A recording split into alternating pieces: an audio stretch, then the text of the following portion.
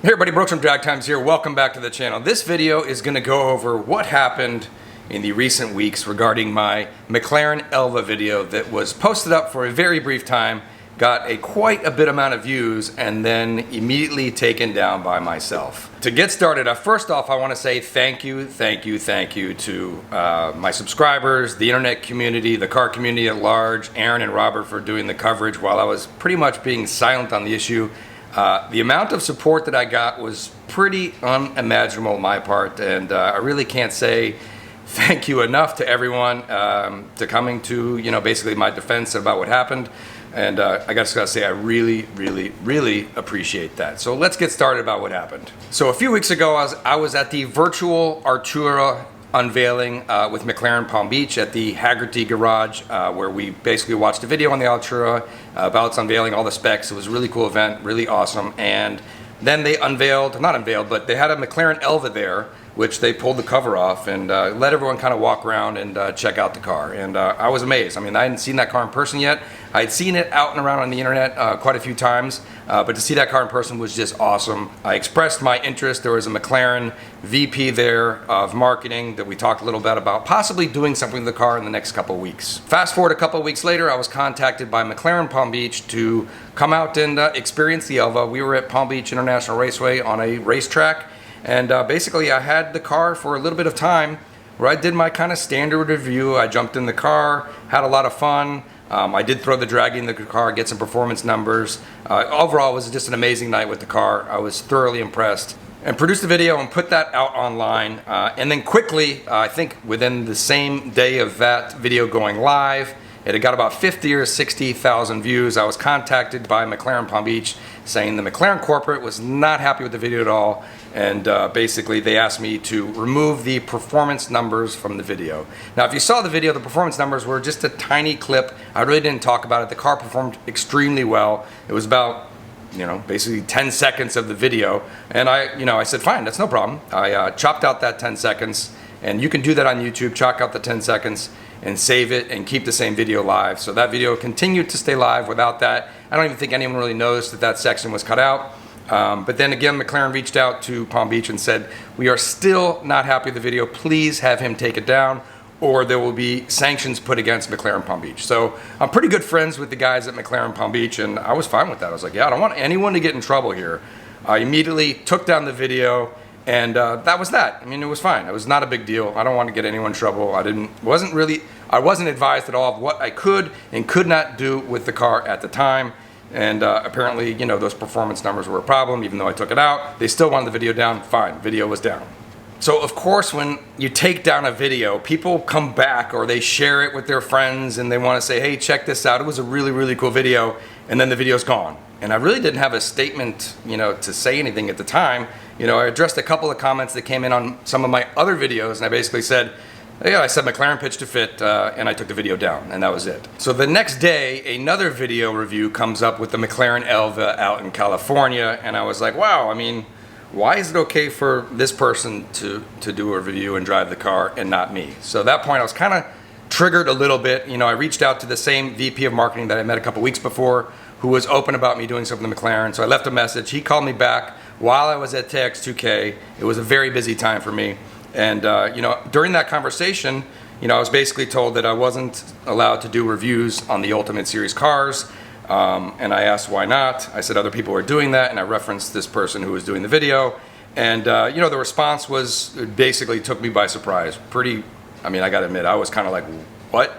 The response was that I was not an automotive journalist like this person was, and I was an owner with a YouTube channel. And that's what kind of threw everything for a loop, because, as you all know, I have been representing the McLaren brand, unofficially, just with my own content for a number of years, starting with the McLaren 12C. I was the first person to probably drag race that car. 650S, I've owned that car, the Spider, did really well with that. Moved on to the 720S, which was just an incredible new way of performing for McLaren, and just a ton of videos. And then of course onto the McLaren 765LT. I've spent upwards over probably $1.3 million with McLaren. So when they said that to me, I was kind of like, wow, that's crazy. The conversation honestly didn't go well. I was offended, and we basically just agreed to disagree and hung up the phone. So after that call, I continued to be reached out by Aaron from Life Apollos, Mitchell from out at the Ring videos, and basically I was honest. I told him what happened. I said, I called up and followed up with McLaren and asked them why it was not okay for me to put that video up, and I was basically told that just what I said, that I'm not an owner journalist. I was not authorized to review those cars, and that I'm an owner with a YouTube channel. And that's where things blew up. A couple videos were made online. I was still silent, on my channel. I hadn't really said much.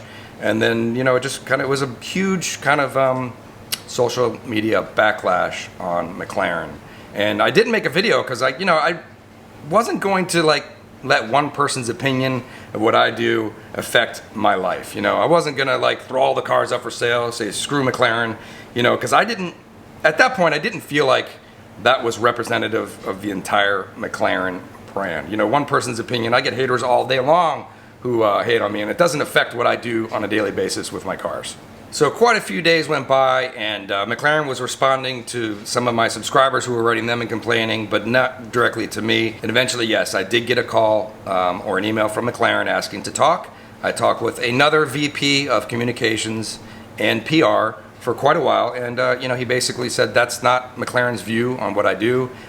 He thoroughly apologized. He was very sincere, and I accept that apology. I think he was very clear on McLaren as a whole. That's not representative of what this one person said to me, and to make it right, he has offered to send the McLaren Elva back to me down here in Florida to have.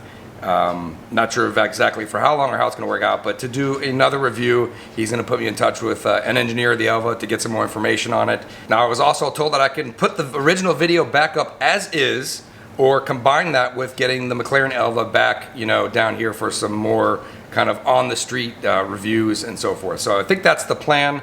If the car does indeed come back to me, I will do kind of a combo video reviewing the car, experiencing on the road, and then integrate some of the track footage that I took as well. Of course, not putting performance numbers in it. This was indeed a pre-production car, and I get that. It's not fully representative of the actual production cars that are on the road, so that might not be the numbers they were looking for. And also, I was also told that other people were not allowed to performance test it, and it wouldn't be fair if I was allowed to do that. So once again, through a series of miscommunications with McLaren, the dealer, myself, they did apologize. They said they do appreciate what I do and they have no problems with the videos I produce, and I accept that apology, and we are going to move forward. Hopefully in the next couple weeks you will see a new McLaren Elva video. If not, and that doesn't work out for some reason, I will post the original video, and at the end of this video I'm going to leave you a short clip of the previous video of what the Elva does at speed to your face with no windshield. It is quite an experience. And once again, I want to thank everyone for their crazy support. It really took me aback, and I was thoroughly overwhelmed by the amount of support I got on this. And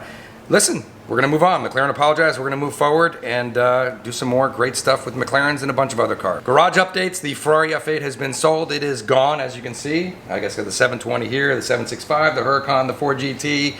But my SF90 just finished production. I made an Instagram post of that coming down the production line. It is done and awaiting for transport, so you will see SF90 on my channel coming soon. As always, I appreciate you all watching. If you enjoyed this video, give it a thumbs up, and if you want to see more stuff, consider subscribing. Thanks for watching. All right, you ready?